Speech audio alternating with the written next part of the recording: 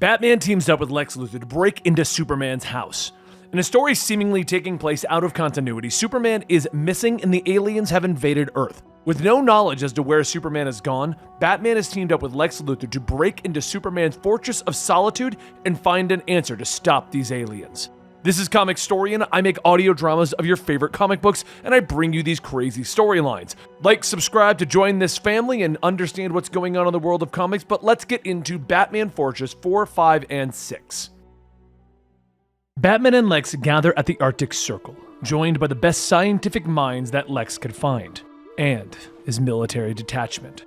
Batman thanks him, but reminds him that none of the military will be allowed to step foot inside of the fortress, and if Lex tries to take anything, even with the idea of helping the United States, they're going to have an issue. I'm wounded by the suggestion that I'd even consider something like that. This is my wounded face, Lex says with a mocked expression of shock. The two of them walk across the frozen tundra until they crest the hill.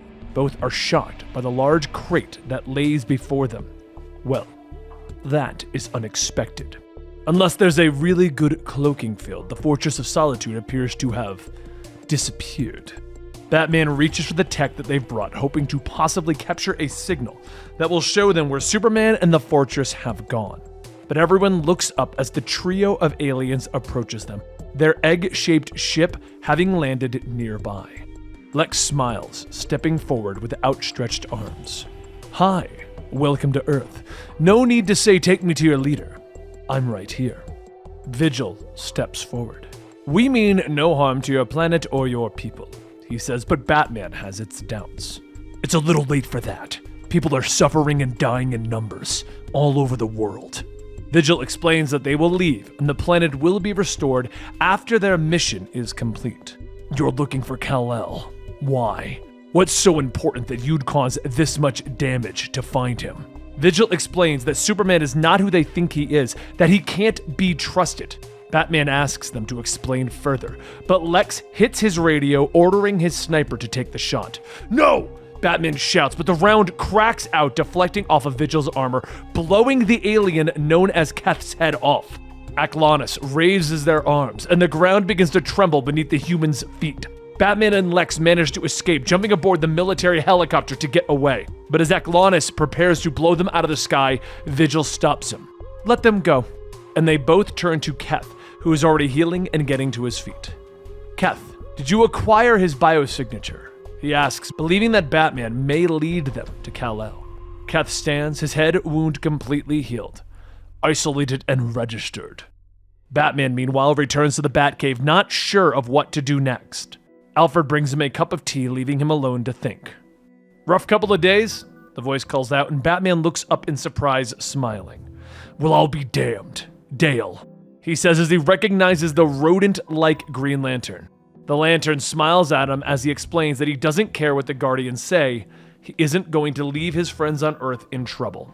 Plus, I've been to every sector of this galaxy, and Gotham is the only place where I've been able to find a decent slice. Batman thanks him for his help, as Dale explains that he only has his current charge in the ring, as he had to leave his battery on Oa so that no one would think that he snuck away. So what's the plan?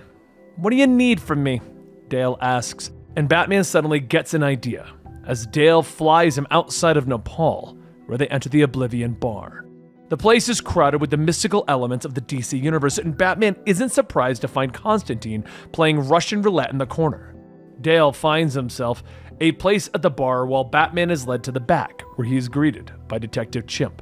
How are you, DC? Chimp smiles at him around his cigar. Never better. Living in a cave suits me nicely. Should have taken the tip from you a long time ago, he says, and Batman asks for the Chimp's help.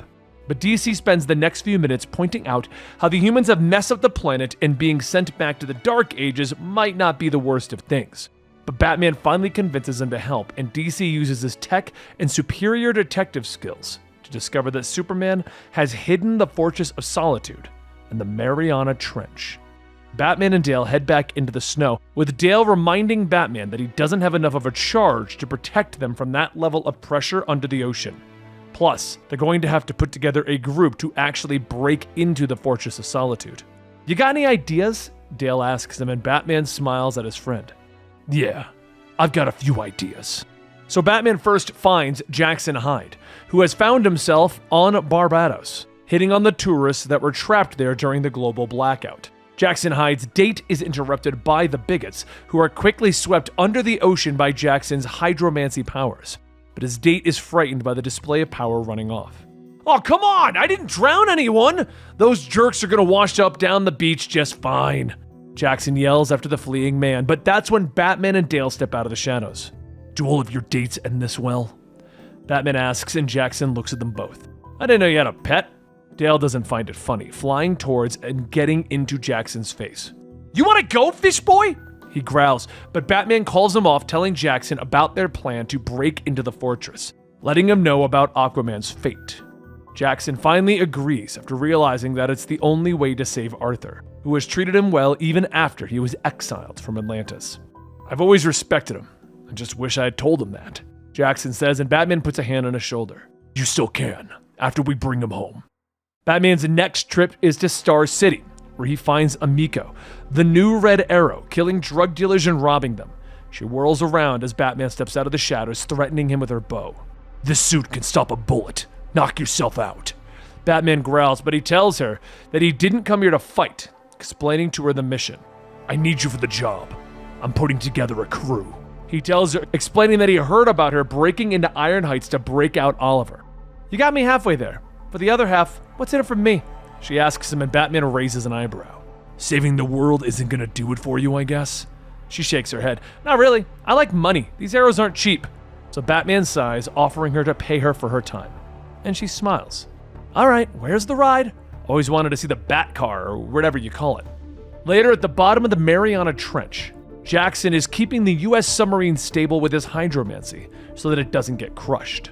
On board, Batman walks into Lex's office and is shocked to see the president in a suit. "You've got to be kidding me." He reminds Luthor that he won't be entering the Fortress of Solitude, and Luthor threatens to have the sub-captain turn the ship around. "The fate of the world is at stake, the lives of countless innocent people. Surely that means more to you than one man's ego." Luthor looks at him. "Remember who you're talking to, and ask yourself if you really want to play chicken with me over how much I care about the lives of countless innocent people," Luthor tells him. So Batman glares at him for a moment before finally relenting, and then reminds him that if he tries to steal anything from the fortress, "I'll turn this trench into your tomb." Their conversation is then interrupted as Jackson comes over the radio, warning them that they're approaching the fortress. In a short time, the group is crossing through a tunnel that Jackson creates with his powers, allowing them to walk to the entrance of the fortress. "Listen, I kinda have a thing for large expanses of water, so don't remind me how deep we are right now or anything like that," Amiko whispers to the group. Dale laughs, reminding her that if they put Mount Everest on the ground right now, the peak wouldn't even break the surface of the ocean. "You're not helping," Amiko tells him with a glare. The group walks up to the entrance of the fortress, trying to figure out a way to open the doors that don't seem to have a lock or a doorknob. "Maybe it responds to his unique signature, or he activates it with his heat signature," Batman ponders. But Lex doesn't think so, pointing out that everyone on Earth believes that Superman is incredibly intelligent since he has so much power. But Lex informs them that one of Superman's weaknesses is the fact that he just isn't that smart. "It's purely a battle of wits, in which case I've already won," Lex says, using his suit's strength to push the door open. "What did I tell you? Doesn't even have a lock on his front door," Lex says with a smile, and Dale looks at the group. "Maybe this'll be easy," he says with a sneer, and Batman looks at them all before turning and walking inside. Maybe not." They enter the entrance hall of the fortress, and they're met by a crystalline guardian that attacks them. Amiko tries to hit it with her explosive arrows, but the weapons do nothing. Jackson tries to alter it with his powers, but is wrapped up by some sort of mummifying adhesive. Batman and Lex hit it with their flamethrowers, but the heat seems to have no effect, so Dale suddenly flies forward. "You guys are lucky you brought me along, you know? Hey, Mr. Frosty, don't look up!" The alien rodent shouts before dropping a 100-ton construct on the Guardian, smashing it. "They say you can't learn anything from watching cartoons," Dale says with a smirk. Lex walks over to Jackson, using his suit's lasers to try and cut him free, but the wraps don't give. "Some kind of Kryptonian textile, too dense for anything to penetrate," Lex tells Batman, and the Dark Knight grunts. "For now, we press on. I'll carry him," Batman tells them, and they move into the next obstacle, a really heavy door. Lex believes that he can overclock his suit's power supply to lift the door long enough for Dale to wedge it open. It'll probably burn out my systems, but maybe I can do it, Lex says as he looks at Batman, and the Dark Knight nods. We don't have much time. Try it.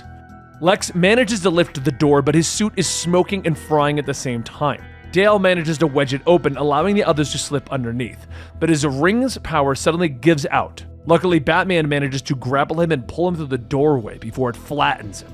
So now Emiko steps forward, looking at the door that now traps them. So that's going to be another problem for us getting back out of here, right? She asks, and Batman continues forward. One thing at a time. Onward. They next arrive at a long chamber, where the floor is a massive pit with an entrance to the Phantom Zone below. The team is forced to use what little power Dale has left to float Emiko across so that she can fire an arrow and tie off a line, allowing them to cross over the pit quickly, though they're forced to leave Jackson tied up behind them. Batman is last. But as he nears the other side, the line gives way and he begins to fall into the pit. Hope you guys enjoyed today's video. Tomorrow we're going to be bringing you the conclusion to the story, where we discover where Superman is and what is going on in Batman Fortress.